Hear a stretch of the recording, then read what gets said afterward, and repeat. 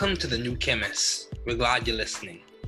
Feel free to download this podcast on Google Podcasts, Apple Podcasts, Spotify, and a variety of other platforms. On the new Chemist podcast, we discuss chemistry, which simply put is the science of change, as well as community, research, COVID-19, and careers. We're glad you're listening. My guest today is Sebastian Kahf, a medical student in the medical partnership between Augusta University and University of Georgia. He's a hardworking, industrious young man and has been a colleague and friend of mine for several years from Georgia Tech. His research career spans a vast period of time, starting in 2015, continuing in 2016 at Morrow School of Medicine, to Parker H. Petit Institute for Bioengineering and Bioscience in 2017, and then on to Emory University School of Medicine in 2018 to 2019. Sebastian Kahf is a passionate young person and is really interested in science, research, and medicine. It is a joy to have him as a guest today on this podcast. Please welcome Sebastian Kahf. Thanks, Sebastian, for joining me today. It's so good to hear from you, dude. It's been a while. It's been a while since we spoke. It's great to talk to you. Yeah, the last time I remember when we took that, we took biochemistry 2 with Dr. Oyelere. Was it Dr. Oyelere? Oh yeah. And also we were in that sociology class, and I forgot in the public policy building. Mm-hmm. Yeah, so I think those are memories I have of our interactions, and those were good interactions. So, Sebastian, getting started, what have been your long-standing interest in the field of science? Well, for as long as I can remember, I've been interested in various elements of science, including neuroscience, behavioral science, evolution. Some of my studies being going into philosophy too, and in particular the philosophy of science. Basically, how can we continue to progress our fund of knowledge in an ethical and population conscious way while we fulfill our private and public incentives that drive that building that fund of knowledge. And medicine is also a great vehicle to try and do that with. So that kind of ended up combining what sort of my philosophical visions and sort of my interests in the hard sciences. So those are the sort of undercurrents of my undergraduate and graduate research.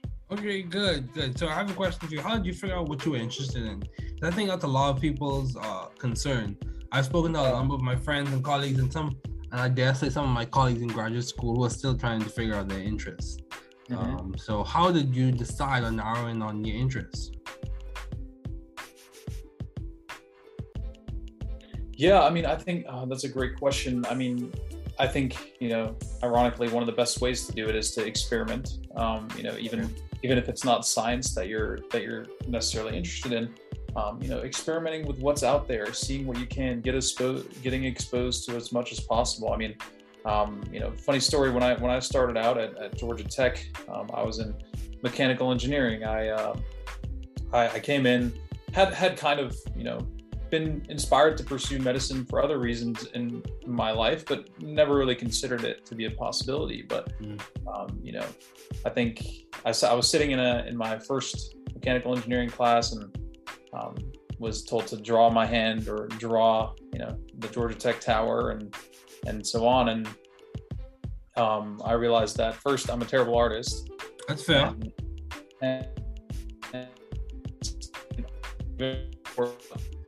Thinking about how we were going to get this 3D tool to be a part of manufacturing workflow. So I realized, let's take a look around here and look around and see what else is out there. Take a second look, started, looking into what is pharmacy like? What does a doctor do?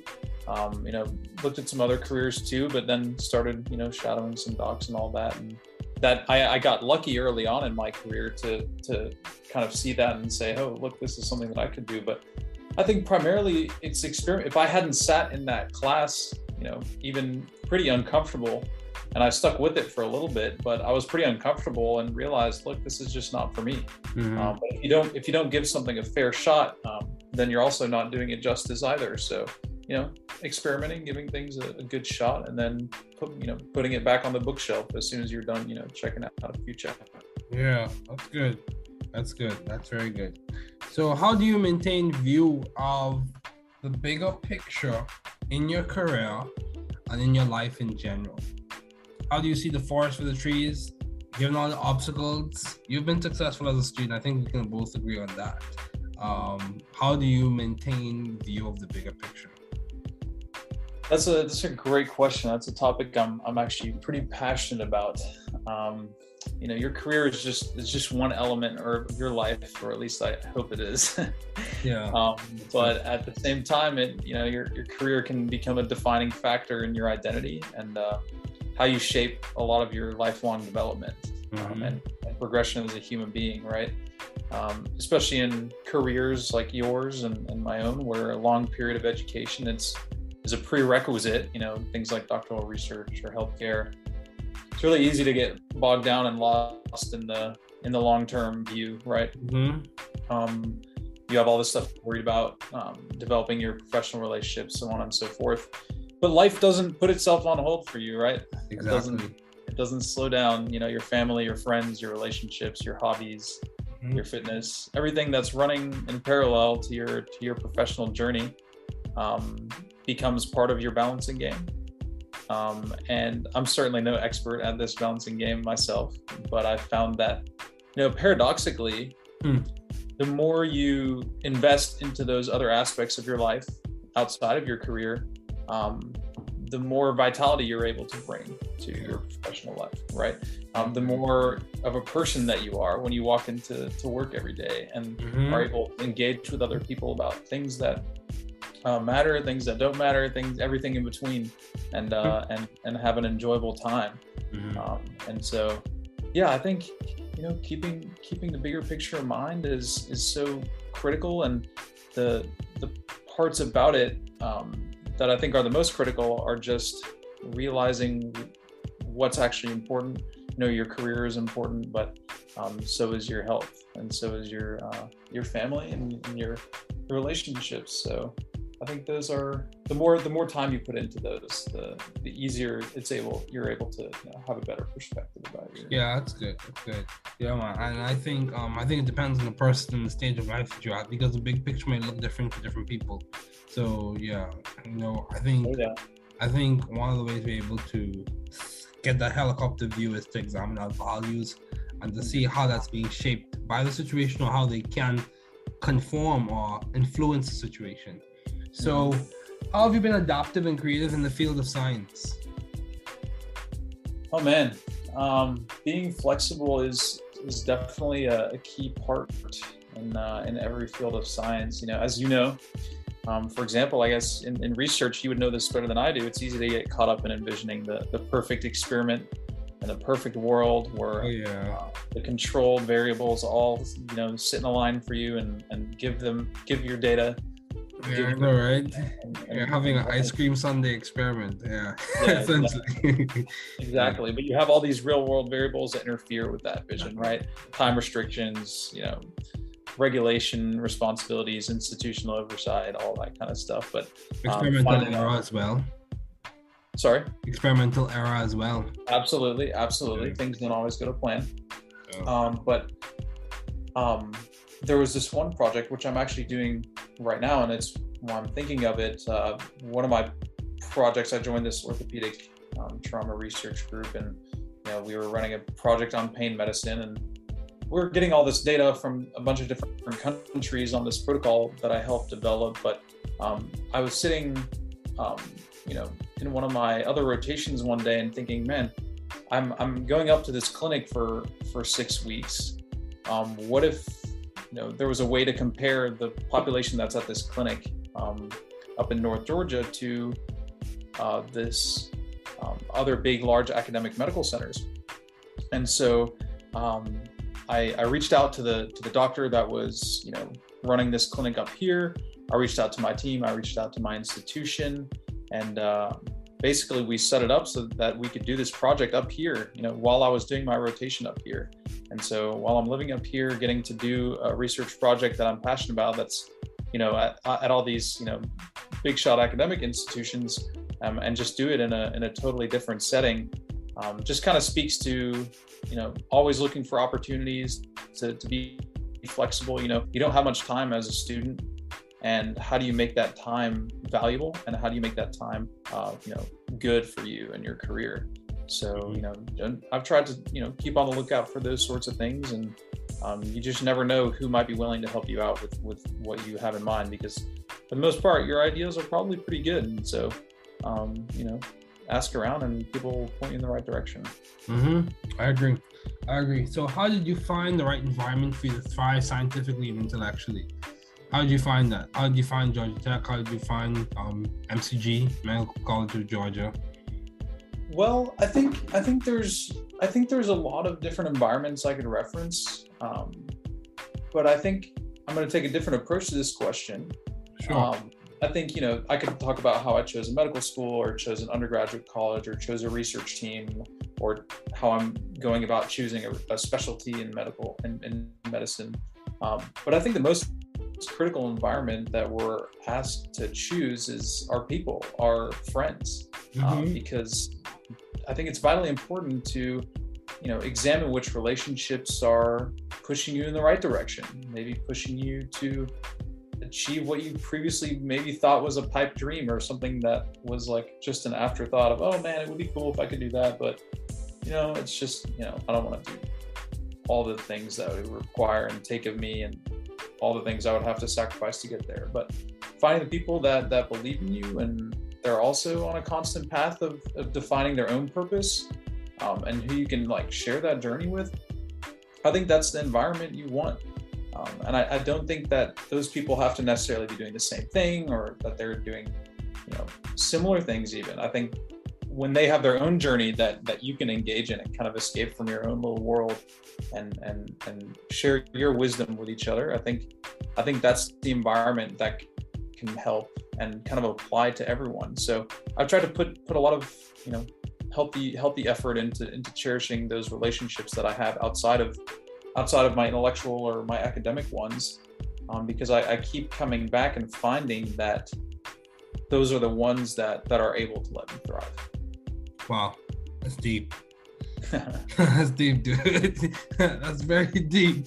I'm gonna have to re-listen to this episode just to hear that snippet. But how do you maintain a balanced life given all your responsibilities and accomplishments? So, are you in an MD? You are an MD or MD PhD?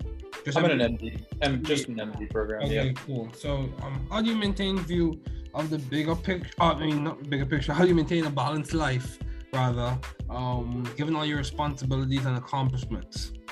I run away from all my responsibilities. Okay, that's fair. That's fair. No, that's how you. No, I mean that, and I mean that literally. I mean that literally. No, I mean that literally. I think running and striving for some level of fitness and has kept me actually sane throughout all these years. I think. Trust me, I joined the club. Yeah, right. I mean, isn't it just such a good way to get away from everything that you're doing? I love racing. I love competing. I love setting new milestones, all that stuff. And actually, the funny story. I at some point was super ambitious and decided to join, the Georgia Tech Triathlon Club, which, I thought it would be a new way for me to try all these different sports and all this stuff. Okay. I realized I got myself a nice road bike, got myself some sleek triathlon shorts. But I realized after doing laps in the pool for hours and riding 20, 30, 40 miles that I hated that, and all I liked was the running. Yeah. All it made me realize was that I just like running more. So that was a fun journey, but in all seriousness, I think having that escape. I mean, we've already talked about having a life outside of your career and all that kind of stuff, but just having a physical way to show that you're improving yourself and having a good time while doing it. I think that's a great way to stay balanced. Yeah, man. And also, I was reading something from the Harvard Business Review, and one of the things that can help is having response-oriented thinking, in which you consider the features of the situation that you can improve, the positive impact that you can personally have, can you contain any negatives of the situation, and what can I do to begin addressing the problem now? So things like that, I think they help you to maintain balance or keep things under control as best as possible. How do you try to maintain balance? Let's put the question on me. Let's go. So how do I maintain balance, dude? It's sometimes it's a challenge. I'll be honest with you. I echo the sentiments of one of my former podcast guests. I have balanced days and balanced moments. Sure. He made the statement that he tries to keep the fluctuations. If you think of your life like a sinusoidal wave, he tries to keep the fluctuations, so the amplitude and the trough, the crest and the trough, within a specific bound. Mm-hmm. So they fluctuate to a certain extent. So yeah, you have your highs and your lows, days where you're very balanced, when you're not as balanced, but it's all within a specific boundary. And I think the boundary probably be your core values and priorities for that specific instance. So that's a great way to think about it. Yeah, that's how I try to do it. But I'll do some days I'm not as balanced as I need to be. And that's the honest truth. So how have you been so successful as a student? Well, I mean, so far so good. Yeah, man, I would say so. Yeah, I mean, like a lot of my colleagues, I think there's a certain amount of dedication that we put into this part of your life, and you educate yourself so that you can have a career that's impactful and has intellectual stimulation and all that good stuff that we're seeking as people in science. But I also think keeping the long-term vision. I mean, we earlier talked about how the long-term vision isn't everything, but at the same time, we also just talked about balance and how this educative period is not forever, right? It's a temporary thing, and we make a lot of sacrifices to be successful students. Oh, yeah. I could go into that whole topic, for hours, right, about how many years we spend doing this and all that. But we also understand that those sacrifices are not forever. Yeah, they're not permanent. Yes, and that you get out of your training what you put into it. So getting most out of it while you can turn it into an enjoyable challenge. Because I think the more we enjoy what we do, success kind of comes along secondary to that, right? You don't get success and then enjoy that. I think that's often the paradigm that's proposed to people, is that once you're successful, then you'll finally be happy. But if you can sort of flip that on its head, figure out what's making you happy, what's driving you, and then the success kind of comes along as it reveals itself to you once you figured out your formula. Yeah, that's true. And I think at the end of the day, we have to take 100% responsibility for where we are and what has happened, as much as possible for the most part in our lives. And also we have to take ownership of the circumstances that we find ourselves in, because I think that allows us to direct, influence, change, and start to counteract whatever is occurring in our environment. So yeah, I completely agree with you, Sebastian, on that. Completely agree with you. And yeah, me too. We could go have a long conversation about sacrifices that we have had to give, like parties we didn't go to, friends we couldn't hang out with, all those types of things. But yes, I think of course that too requires balance as well, because like certain things I won't sacrifice for academic prestige or articulated prestige, like my family and things like that, my faith, things like that. I'm not going to sacrifice those things because those are priorities. Those are part of my core values. My personhood is tied to those things. So yeah. So how have you maintained vision and teamwork in your environment? I mean, teamwork is obviously everything, especially in a field like healthcare. I'm humbled every single day that I work with my colleagues in all parts of science, whether they're the nurse that's making sure that dozens of people get their medication at the exact right time, which is an extreme challenge, to the statistician who's helping us crunch numbers day after day after day to make our data somewhat presentable, right? Mm-hmm. And then the person that's cooking to ensure everyone that in the hospital has something to eat. I mean, I could go on forever listing all the roles that people play. And, I think maintaining that vision kind of comes back to thinking about what everyone is doing and waking up every single day to get behind and come and do for everyone that's there.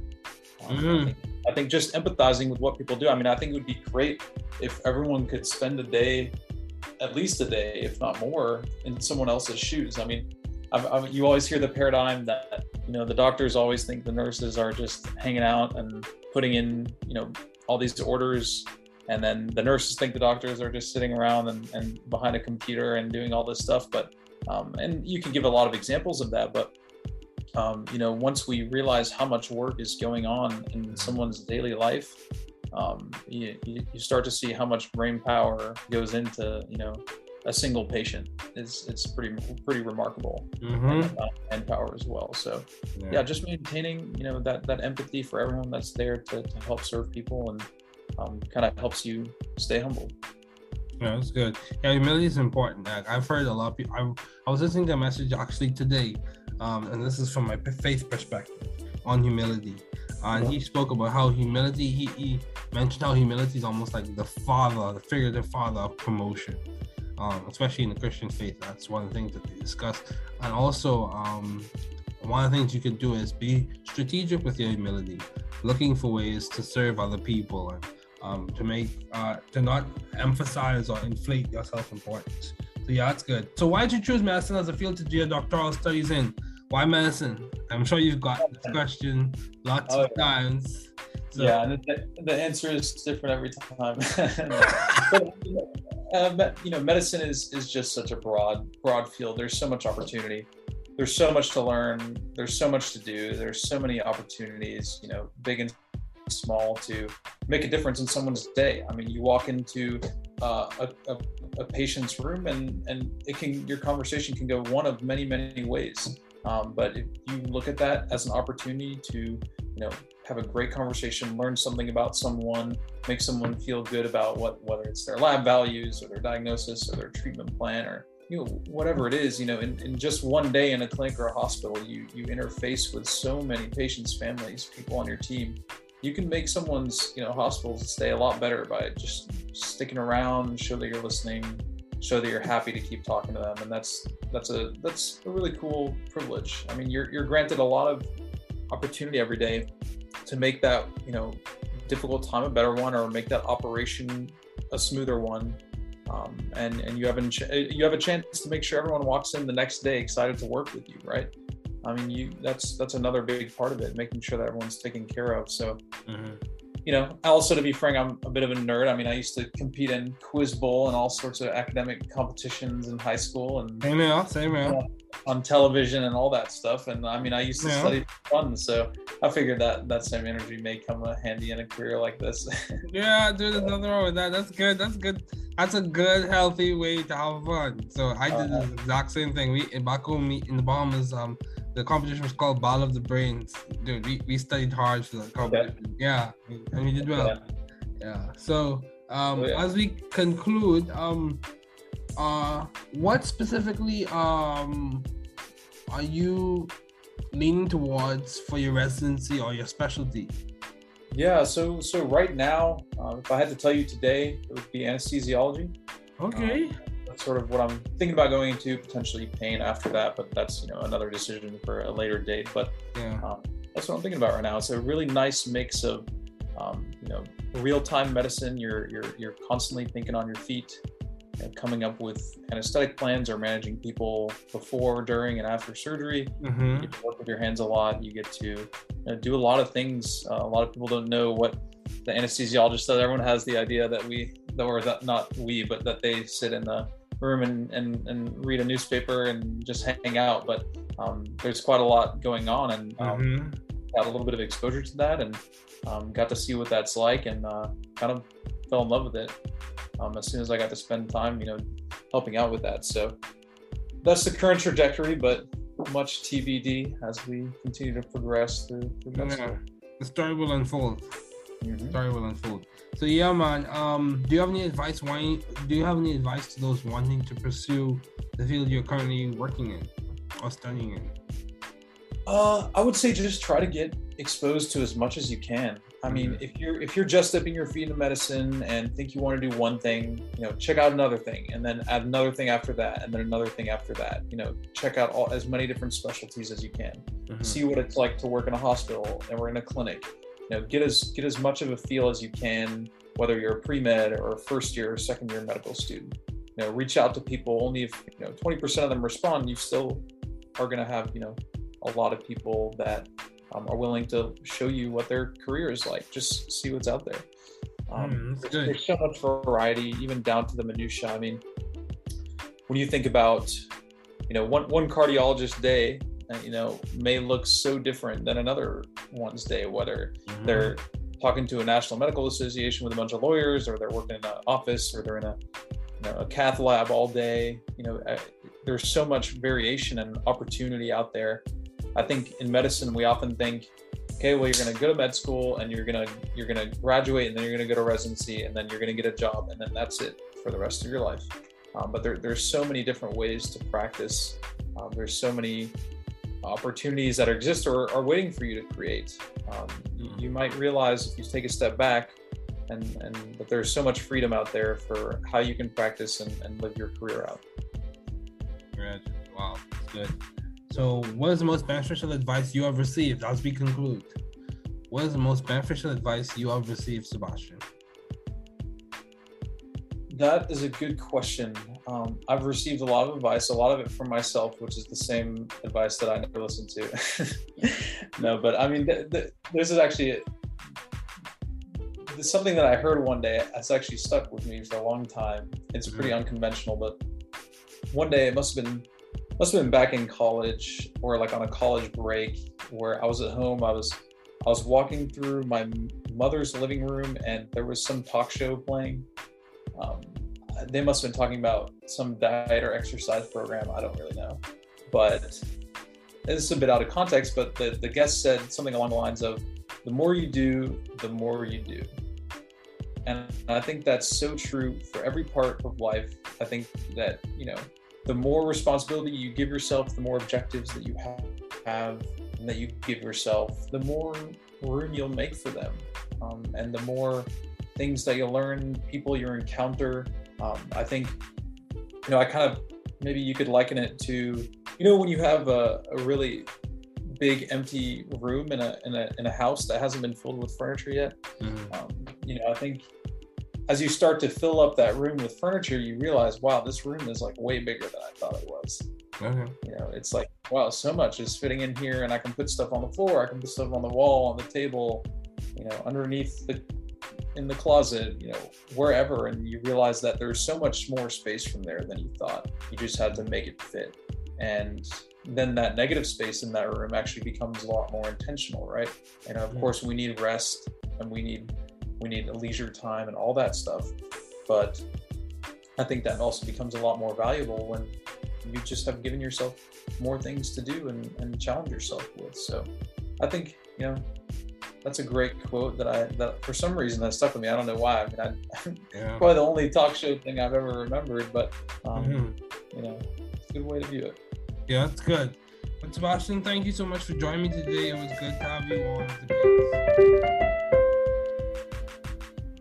Thanks for listening. We're glad you were able to tune into this podcast. Once again, this is The New Chemist, where we discuss chemistry, which simply put is the science of change, as well as the other sciences, careers, community, research, and COVID-19. Thanks again for listening. Note, the views on this podcast represent those of my guests and I.